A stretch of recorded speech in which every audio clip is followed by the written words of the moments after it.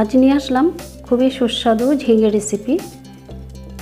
নিরামিষ দিনে যে কোনো দিনই কিন্তু এভাবে বানিয়ে নিতে পারো। শুধু গরম ভাতে নয়, রুটি, পরোটা, লুচি সব কিছুর সঙ্গেই কিন্তু খুব ভালো লাগে।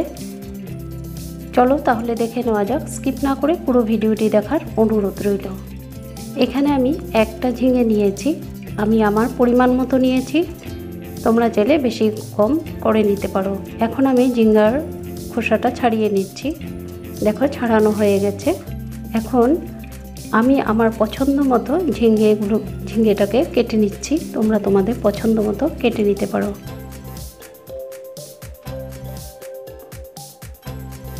তো সবগুলো আমি এইভাবেই কেটে নেব। তো ঝিঙ্গেগুলো কেটে আমি একটা বাটিতে নিয়ে নিলাম। আর এখন দিয়ে দিচ্ছি হলুদ গুঁড়ো, লঙ্কা গুঁড়ো,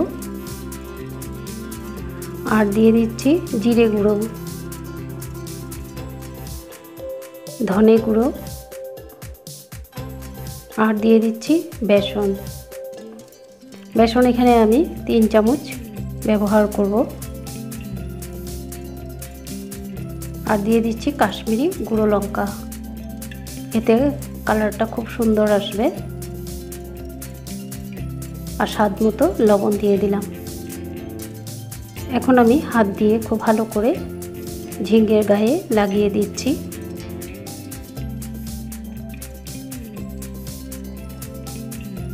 এইভাবে আমি 10 মিনিট ঢেকে রাখবো। আর এখানে নিয়েছি 1 ইঞ্চি পরিমাণ আদা, মৌরি আর কিছু কাজু বাদাম নিয়েছি, আমি একসঙ্গে পেস্ট করে দিয়ে দেব। আর এখানে চোখো করে আলু কেটে নিয়েছি, তোমাদের পছন্দ হলে আলু দিতে পারো, না দিলেও কিন্তু এতেও খুব ভালো লাগে। এখন চলে আসলাম ওভেনের কাছে। ওভেনের উপরে ফ্রাই প্যান বসিয়ে দিয়ে দিলাম সর্ষের তেল। সর্ষের তেল দিয়ে রান্নাটা করলেই কিন্তু খুব ভালো লাগে। এখন আমি আলুগুলোকে ভেজে নেব। সামান্য পরিমাণে লবণ দিয়ে দিলাম, লবণ দিয়ে ভেজে নিচ্ছি। আর দিয়ে দিচ্ছি হলুদ গুঁড়ো। এখন আমি গ্যাসের ফ্লেমটা লো করে দিয়েছি। লো করে আমি লাল করে ভেজে নেব, যাতে আলুটা ভাজার মধ্যে সিদ্ধ হয়ে যায়। তা আলুগুলো ভাজা হয়ে গেছে, এখন আমি নামিয়ে নিচ্ছি।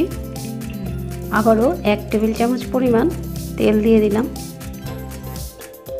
আর ফোড়নে দিচ্ছি গোটা জিরে আর একটা শুকনো লঙ্কা। 1 সেকেন্ডের মতো নাড়াচাড়া করে এখন মশলা আর বেসন দিয়ে মেখে রাখা ঝিঙ্গেগুলো দিয়ে দিলাম। দিয়ে খুব ভালো করে ভেজে নিচ্ছি। আর দেখো বেসন দিয়ে মেখে রাখার জন্য ঝিঙ্গে থেকে কিন্তু একটুকু জল বের হচ্ছে না।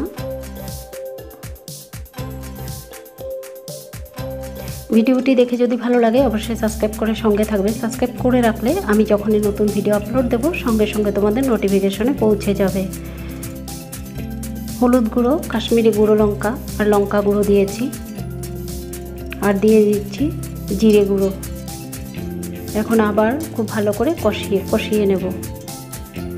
পেস্ট করে রাখা মশলা, এখানে কাজু, আদা আর মৌরি আছে, একসঙ্গে দিয়ে আবারও খুব ভালো করে নাড়াচাড়া করে নিচ্ছি।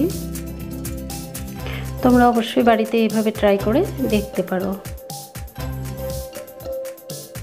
আর দিয়ে দিচ্ছি স্বাদ মতো লবণ। লবণটা অবশ্যই বুঝিয়ে দিবে, যেহেতু আমি আগে লবণ দিয়েছিলাম।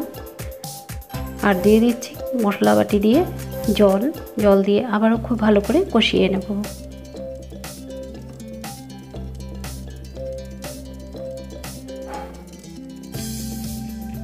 খুব ভালো করে কষিয়ে নিলাম।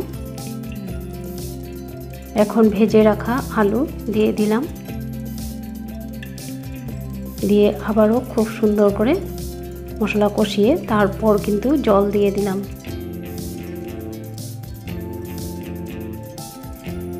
এখানে আমি ঢাকা দেব না, যেহেতু আলুটা সিদ্ধ হয়েছিল আর ঝিঙ্গা সিদ্ধ হতে বেশি সময় লাগে না। দিয়ে দিলাম 3টে কাঁচা লঙ্কা।